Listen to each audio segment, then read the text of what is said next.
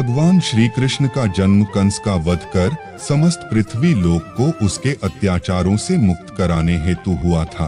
किशोरावस्था में ही वह गोकुल से मथुरा आ गए तथा दुष्ट कंस का वध किया। कंस की मृत्यु से दुखी उसके ससुर जरासंध ने एक विशाल सेना लेकर मथुरा पर आक्रमण कर दिया। इस आक्रमण में उसके साथ शिशुपाल और काल्यवन जैसे शक्तिशाली राजा भी शामिल थे।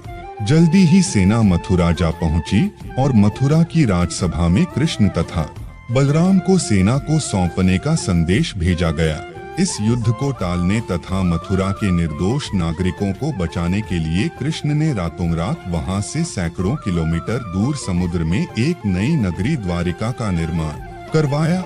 अपनी माया से उन्होंने समस्त नागरिकों, उनके पशुओं तथा संपत्ति को नींद में ही नई नगरी में पहुंचा दिया। अगले दिन सूर्योदय के समय कृष्ण तथा बलराम जरासंध की सेना के सामने जा पहुंचे और उसे लड़ने के लिए चुनौती दी।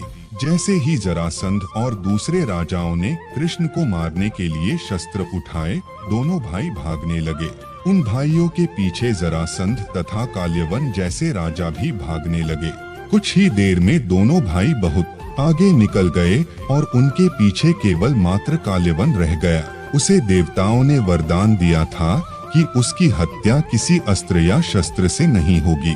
ऐसे में वह निर्भीक था और लगातार कृष्ण का पीछा करते करते एक गुफा में जा पहुंचा।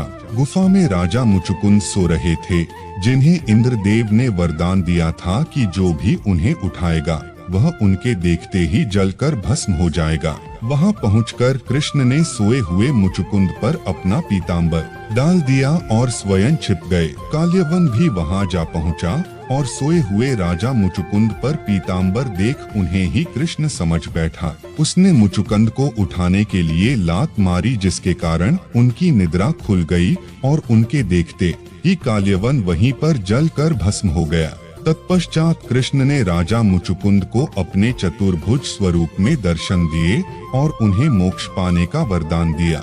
वहीं दूसरी ओर जरासंध और बाकी राजा पूरी तरह से खाली मथुरा देखकर वापस लौट गए। कृष्ण चाहते तो स्वयं भी काल्यवन और अन्य अधर्मी राजाओं का वध कर सकते थे, परंतु देवताओं के दिए वरदान का मान रखने के लिए ही उन्होंने काल्यवन को राजा मुचुकुंद के हाथों मरवाया।